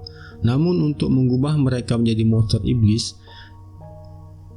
menyadari bunga inilah yang menjadi kutukan Umbra di kehidupan sebelumnya. Ia harus memusnahkannya, namun gua ini menyimpan rahasia lain yang lebih kelam. Sosok jenazah terantai di dinding gua. Meski telah mati bertahun-tahun, tubuhnya tidak membusuk karena terlindungi hawa dingin sihir yang luar biasa. Tiba-tiba, mayat itu bergerak. Dengan suara parau yang menyayat, kerangka itu menerjang Theo. Kyle Robert, rintih mayat itu di tengah jeritannya. Theo tersentak, nama ayahnya dan naga hitam disebut. Siapa orang ini? Saat Umbra bersiap menyerang, Evelyn muncul dan menghantam mayat itu dengan teknik Blade Bridge. Evelyn jatuh tersungkur karena racun energi iblis dari mayat tersebut. Sialnya, Theo juga merasakan racun yang sama merayap di pembuluh darahnya. Kekuatannya menguap, tingkat keselamatan mereka kurang dari 30%. Umbra justru menghalangi jalan keluar dan menunjuk ke arah bunga ungu. Theo menyadari sesuatu. Umbra tahu solusinya. Karena di masa depan, Umbra berevolusi menjadi naga iblis. Setelah memakan bunga ini, ia tahu bahwa satu-satunya cara melawan racun tersebut adalah dengan mengkonsumsi sumber racunnya sendiri. Dengan tangan gemetar, Evelyn menyuapkan kelopak bunga roh iblis kepada Theo. Rasa sakit yang tak terlukiskan menghantam tubuhnya. Theo saat energi iblis bunga itu berbenturan dengan racun di darahnya. Dragonheart Theo berdenyut gila, menyerap energi bunga itu secara rakus. Theo terbangun dengan raungan naga yang mengguncang gua. Cahaya hitam pekat kini mengalir di nadinya. Ia tidak hanya selamat, ia telah menjinakkan kegelapan tersebut. Evelyn menatap Theo dengan ngeri dan takjub. Theo telah melalui ritual pemurnian kuno secara tidak sengaja. Sistem pun muncul. Proses pembersihan tubuh selesai. Anda memperoleh trait Evil Snow Dragon. Ritual yang biasanya dilakukan oleh master sihir selama berhari-hari ini dilalui Theo dalam hitungan jam berkat kombinasi fatal racun mayat kuno, bunga iblis, dan insting Umbra. Tubuh Theo kini bersih dari segala kotoran mana, memiliki kapasitas yang jauh lebih luas, dan terikat pada kekuatan kegelapan yang baru. Theo menyeka air matanya akibat rasa sakit yang ekstrim, lalu tersenyum tipis ke arah Evelyn yang masih berlutut lemas. Jangan takut, Evelyn, berkat Umbra, aku tidak hanya sembuh, aku telah terlahir kembali. Namun, pandangannya segera teralih pada kerangka yang masih terbelenggu rantai. Sekarang, mari kita ungkap siapa sebenarnya kau, Patwa. Sementara itu, di markas besar, Julius Ragnar tampak seperti gunung berapi yang siap meledak. Laporan intelijen Black Snow membawa kabar kelam. Kapten Ispen dari Peleton 5 beserta 15 prajurit terbaiknya telah dibantai habis. Di tengah euforia kelulusan Theo, Julius mencium aroma badai besar yang akan segera menghantam klan. Kembali ke dalam gua, Theo dan Evelyn mendekati dinding di belakang mayat tersebut. Terukir goresan-goresan tangan yang sangat detail, menunjukkan bahwa penulisnya adalah seorang master bela diri yang luar biasa kuat. Ini adalah sebuah jurnal, bisik Evelyn dengan suara bergetar. Mereka membaca setiap baris yang penuh dengan haus darah, dikalahkan oleh Kyle dan Robert. Aku bersembunyi untuk menyiapkan pembalasanku, namun tubuhku, tulisan itu semakin memudar, mencerminkan keputusasaan penulisnya. Tubuhku membusuk. Apakah karena Robert melukai inti manaku? Ataukah bunga roh ini yang membunuhku? Energi jahat ini mengambil alih, sialan. Aku bahkan belum memulai pembalasanku. Theo terdiam. Mayat yang menyerangnya tadi bukanlah monster biasa, melainkan sisa-sisa kemuliaan seorang master yang dihancurkan oleh kekuatan ayahnya sendiri. Di baris terakhir tulisan itu, terdapat wasiat yang menggetarkan sukma. Harapan telah musnah. Aku akan melelehkan Jade Spanblade untuk merantai diriku sendiri agar kegelapan ini tidak lepas. Siapapun yang menemukan tempat ini, jadilah lebih kuat dari mereka. Selesaikan balas dendamku. Tepat di bawah pesan itu terukir teknik rahasia tingkat tinggi, Phantom Sword Art dan Storm Thunder God. Teknik ini berarti pria ini adalah... Evelyn menutup mulutnya, tak berani melanjutkan. Winlord Hector Ragnar, potong Theo dengan nada berat. Pahlawan yang hilang 40 tahun lalu setelah kalah memperebutkan tahta melawan ayahku. Selama ini dia terjebak di sini, membusuk dalam kesendirian. Evelyn segera berlutut dengan penuh hormat sebagai sesama anggota keluarga utama. Namun Theo menghentikannya dengan tajam. Jangan bicara omong kosong. Yang kau serang tadi hanyalah pria yang sudah kehilangan akal. Sekarang, ambillah warisan bela diri Hector ini. Evelyn terperangah. Tapi, Tuan Muda, ini adalah milik Anda. Jadilah penerus sang Raja Angin, perintah Theo dengan mata berkilat. Jadilah lebih kuat agar kau bisa menjaga punggungku. Jika kau adalah murid sahnya, tidak akan ada yang berani menyebut ini sebagai pencurian. Evelyn pun menunduk, bukan lagi sekedar sebagai pengawal, melainkan sebagai abdi setia. Hamba Evelyn Nerpil bersumpah setia kepada Lord Theo Ragnar sebagai pelayan dan pedang pribadinya. Hamba memohon agar Tuan Muda menerima sumpah ini.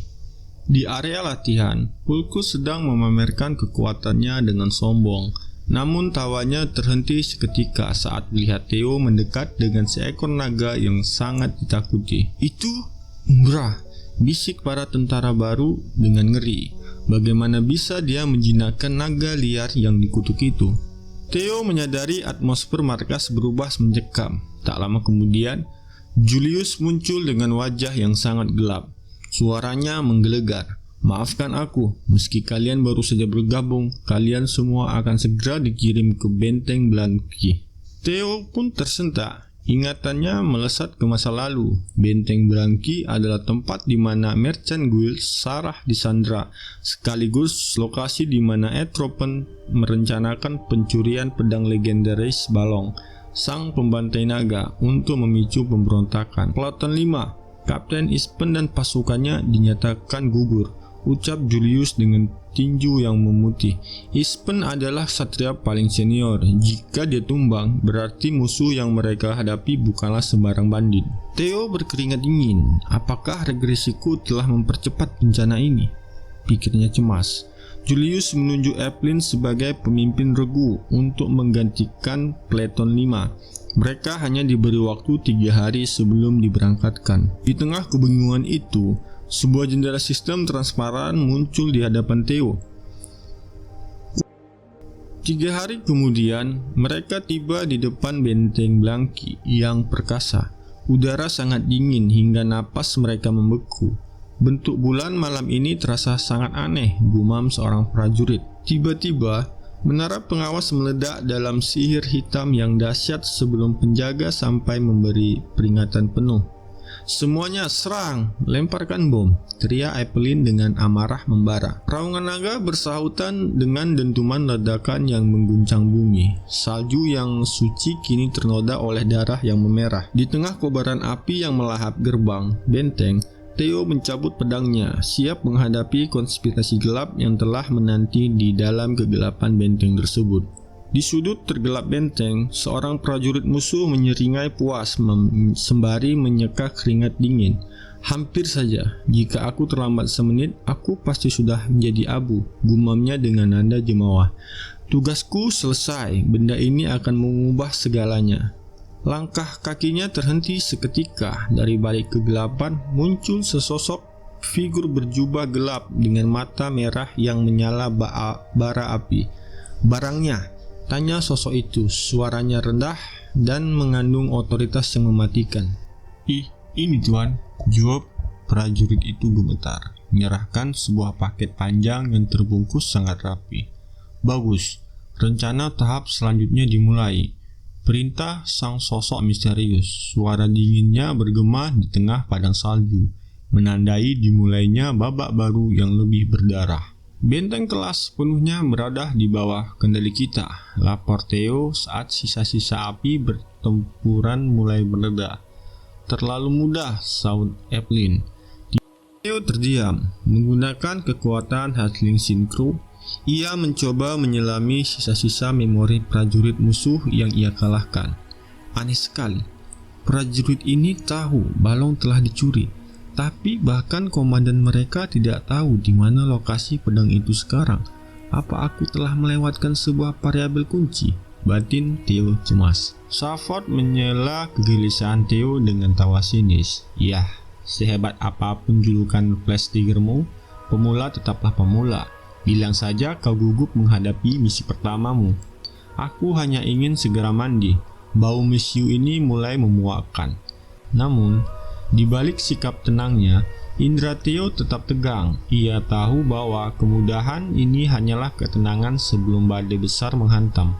Theo melesat di antara puing-puing, namun raut wajahnya kian menegang. Sudah kuduga, desisnya ngeri.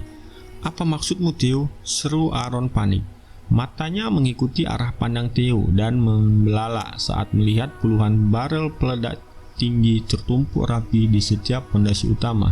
Bajingan itu, mereka berniat menjadikan benteng ini pemakaman massal bagi kita semua. Tidak ada waktu, kita harus keluar sekarang, perintah Theo. Namun, sebelum mereka sempat mencapai gerbang, sebuah bola energi hitam raksasa melesat dari langit.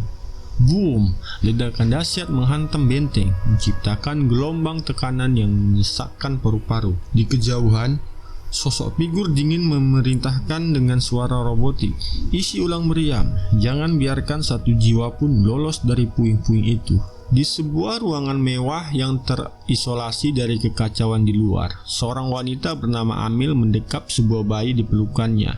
Wajahnya pucat, namun matanya memancarkan kegilaan murni antara duka dan benci. Aksion sayangku, apakah sakit sekali saat kau pergi? Ibu berjanji, ibu akan membawa kepala makhluk menjijikan itu di hadapanmu. Pasukan bayangan Amelie bergerak seperti hantu, menyergap benteng dengan kecepatan yang tidak masuk akal. Evelyn menghunus pedangnya, berdiri kokoh di tengah hujan api. Tahan posisi, jangan mundur, teriaknya. Namun batinnya berteriak ketakutan. Jika Peleton 5 yang dipimpin Kapten Ispen saja bisa dilumpuhkan oleh orang-orang ini, siapa sebenarnya mereka? Ini jebakan pemusnahan, semuanya tiarap, teriak Evelyn saat proyektil api mulai menghujani mereka. Seorang prajurit di sampingnya terpental, tubuhnya dilahap api dalam sekejap. Kita harus mundur lewat jalur luar, seru salah satu prajurit yang nyaris kehilangan akal. Tidak! Theo mencengkram lengan Evelyn. Matanya bersinar biru tajam saat ia mengaktifkan Thunder Gate. Dalam sekejap, persepsi waktunya melambat, memperlihatkan struktur energi seluruh benteng. Kita harus masuk lebih dalam ke jantung benteng. Kau gila? Tempat itu hampir runtuh, protes Safford. Dengarkan aku. Di luar kita hanyalah sasaran empuk. Masuk ke dalam adalah satu-satunya cara bertahan. Theo menarik mereka menaiki tangga spiral yang berguncang hebat. Di kiri ada bubuk misiu, di kanan ada beban logam. Kita harus ke puncak. Tepat saat mereka mencapai sebuah koridor, lantai bergetar hebat. Benteng itu runtuh sepenuhnya. Mereka jatuh bersama ribuan ton puing raksasa ke dalam kegelapan yang menelan segalanya. Di luar, pemimpin musuh menyeringai puas melihat benteng yang kini tinggal puing berasap. Terus tembakan meriam ini untuk Tuan Muda Aksion. Hancurkan semuanya sampai hanya tersisa debu. Lalu bawakan kepala Theo kepadaku. Namun, di bawah reruntuhan yang mengumpulkan debu tebal, Theo bangkit berdiri. Aku mengira kita akan mati, bisik seorang prajurit dengan nafas tersengal. Kau benar-benar monster, Theo. Kau merencanakan kejatuhan ini agar kita bisa masuk ke sini. Saat mereka menata diri, sosok-sosok dari kelompok Black Skull mulai muncul dari lubang dinding. Namun perhatian Theo teralih pada pemandangan di ujung ruangan yang gelap. Seorang pria terikat dengan rantai berat. Evelyn pun terperangah, air mata hampir tumpah. Kapten Ispen, pemimpin Platon 5 yang legendaris itu, masih hidup meski dalam kondisi yang mengenaskan. Pertemuan ini menegaskan satu hal. Konspirasi ini sudah jauh lebih dalam dan kejam dari sekedar dendam pribadi. Aku tahu penyergapan ini mustahil tanpa bantuan pengkhianat dari dalam klan, geramnya pahit. Ini perang saudara, timpal seorang prajurit dengan amarah. Kita harus membalas mereka. Tahan amarahmu, potong Ispen. Melawan dengan pasukan yang terluka adalah bunuh diri. Kita harus melapor ke Black Pillar. Theo menggeleng pelan, matanya menatap tajam ke kegelapan. Sudah terlambat, Kapten. Jika Black Pillar tidak mengirim bantuan sampai sekarang, berarti mereka juga telah dihabisi. Tapi kita masih punya satu kartu as. Theo menjelaskan rencananya dengan nada dingin. Musuh pasti akan datang untuk memastikan kematian mereka. Saat itulah, ketika mereka lengah dalam kesombongan, kavaleri naga akan menyerang dari balik puing-puing. Kapten Ispen menatap Theo dengan takjub. Anak ini sudah bisa membuka Thunder Gate di usia sedini ini. Kau benar, ucap Ispen dengan senyum bangga yang kembali merekah. Skuad naga putih tidak pernah menyerah. Semuanya bersiaplah untuk serangan balik yang paling mematikan. Di tengah keheningan yang mencekam, sesosok pemimpin berjubah gelap berjalan di atas puing-puing. Setiap langkahnya menimbulkan bunyi gemetar tulang yang patah. Tolong aku, rintih seorang prajurit musuh yang sekarat di bawah kakinya. Sang pemimpin hanya melirik dingin dengan mata merah yang kejam, mengabaikan permohonan itu seolah itu hanyalah angin lalu sebelum membiarkannya mati dalam kehampaan. Sosok berjubah lain muncul dari kegelapan. Apakah kau menemukannya? Tanyanya parau. Tidak, jawab pemimpin pertama dengan gusar. Sisi barat dan timur sudah disisir. Aneh sekali, tidak ada satupun mayat dari skuad naga putih di sini. Tiba-tiba, firasat buruk menghantam jiwanya. Tunggu, jika mereka tidak ada di tumpukan mayat, lalu di mana? Belum sempat kalimat itu selesai, bayang-bayang melesat dari balik reruntuhan. Skuad naga putih menyerang bak kilat yang membelah subuh.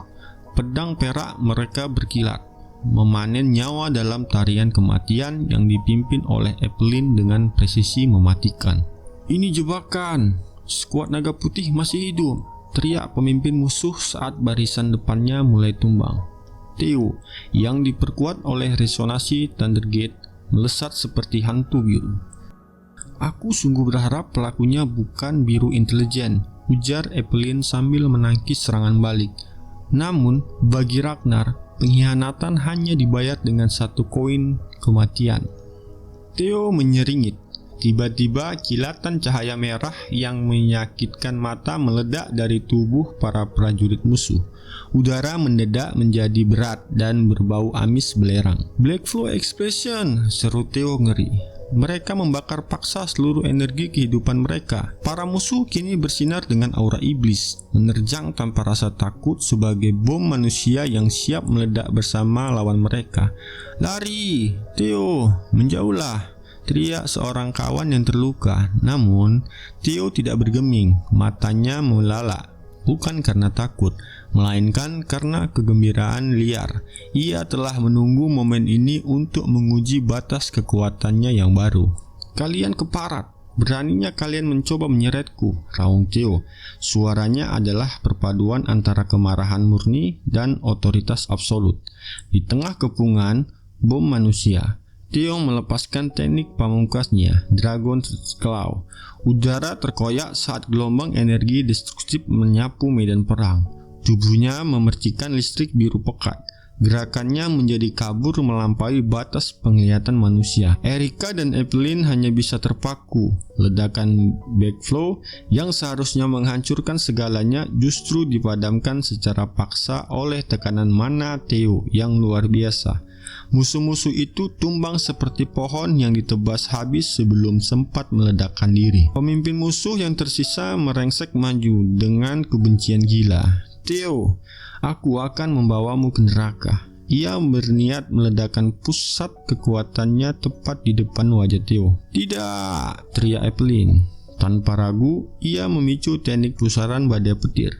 Angin dan kilatan hijau berputar hebat, menciptakan perisai sekaligus serangan balik yang menelan ledakan sang pemimpin musuh sebelum sempat menyentuh Theo. Pertempuran pun berakhir. Theo jatuh berlutut dengan napas tersengal. Tubuhnya mengumpulkan uap panas. Evelyn menghampirinya dengan tatapan yang kini penuh dengan pemujaan. "Kau telah melampaui batasmu, Theo." Hulkus, Sarford, dan Aaron mendekat dengan perasaan campur aduk. Posisi sebagai pedang pertama Tuan Muda Theo memang sudah seharusnya milikmu, Evelyn. Gumam salah satu dari mereka, mengakui kesetiaan mutlak sang satria wanita. Kapten Ispen, sang penyintas legendaris, memandang Theo dengan takjub. "Sejak kapan kau menjadi monster seperti ini, nak?" tanyanya penuh kebanggaan. Saat matahari terbit di balik puing-puing hitam, mereka berdiri bersama. Di tengah kehancuran, sebuah pedang perak tertancap teguh, sebuah janji bahwa badai yang sesungguhnya baru saja dimulai. Jauh dari sisa-sisa benteng, di kemegahan istana Mawar, Amelie meronta di lantai dengan wajah penuh kehinaan. Di hadapannya berdiri Etropen, sang naga langit, dengan tatapan sedingin es. Sebuah tamparan keras menghantam wajah Amelie. "Jelaskan apa yang kau lakukan," bentak Ed. Ia melemparkan dokumen resmi perintah ilegal yang dikeluarkan Amelie untuk membantai skuad naga putih. "Kau berani bergerak tanpa seizinku? Kau pikir Ragnar adalah teman baikmu?" Amelie merangkak, berteriak gila dengan air mata yang merusak riasannya. "Aku melakukannya untukmu, Ed. Theo Ragnar membunuh Axion. Aku ingin kepalanya." Ed tidak menunjukkan belas kasihan. "Kau lupa tugasmu. Kita kehilangan Balong, inti dari seluruh rencana kita. Hanya karena obsesi bodohmu, Axion mati karena ketololanmu sendiri." Ed melepaskan cengkeramannya dengan jijik. "Mulai hari ini, kau bukan lagi bagian dari keluarga Tropen. Kau hanyalah sampah." Amelie menjerit histeris saat diseret keluar oleh penjaga, sementara Ed melangkah pergi tanpa sedikit pun menoleh. Etropen berdiri di tengah keheningan istana yang mencekam. Rencana besarnya berantakan, dan satu nama terus terngiang di kepalanya seperti kutukan.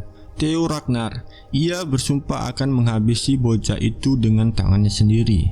Di markas kavaleri naga, Theo menatap hadiah dari sistem yang melayang di udara. Saat jemari Theo mencoba menggenggam gagangnya, sebuah ledakan energi gelap yang sangat pekat menghantam tangannya. Pedang itu jatuh ke lantai dengan suara memekakan telinga. Theo meringis, merasakan sengatan yang menjalar hingga ke bahu. Energi ini sangat asing, kontras dengan mana Ragnar. Ia teringat di kehidupan masa lalu, hanya Etropen yang mampu membuka segel ini. Theo menyadari satu hal, sekuat apapun kemampuannya sekarang, pedang legendaris ini adalah teka-teki mematikan yang belum sanggup ia pecahkan.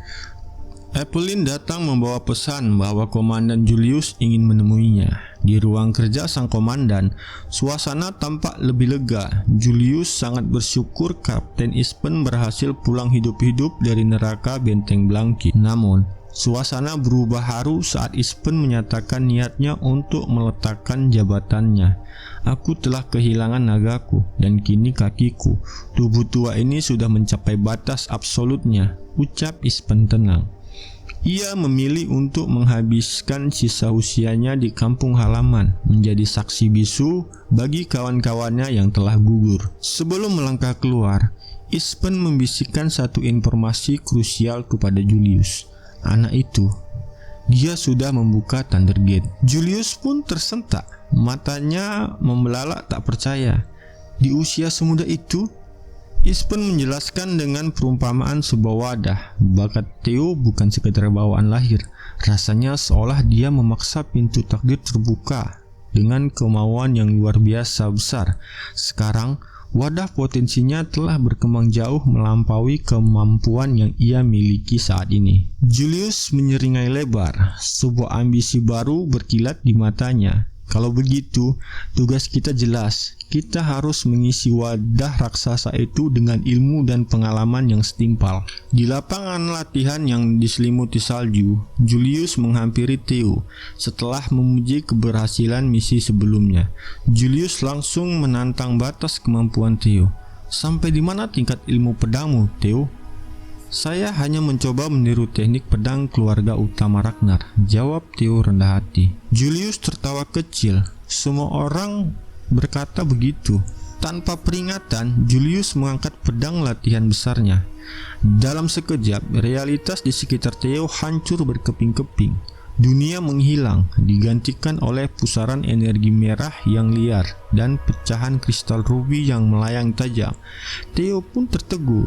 Ia kini berada di dalam domain kekuatan Julius, tempat di mana batas antara teknik pedang dan sihir tingkat tinggi menjadi satu. Theo mulai memahami bahwa domain ini adalah cerminan jiwa sang pemiliknya. Julius mengangguk mantap. Dunia merah yang penuh kekerasan ini adalah wujud dari pedang iblisnya.